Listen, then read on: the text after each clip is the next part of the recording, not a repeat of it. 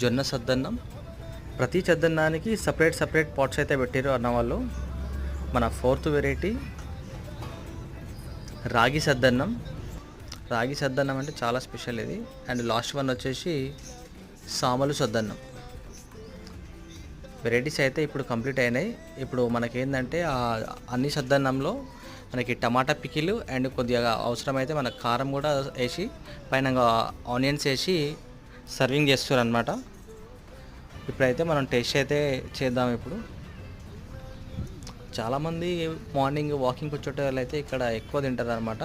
Morning 7 నుంచి 10:30, 11 వరకు కూడా షాప్ అయితే ఓపెన్ ఉంటుంది. ఇది టేస్ట్ అయితే అసలు చాలా బాగుంది.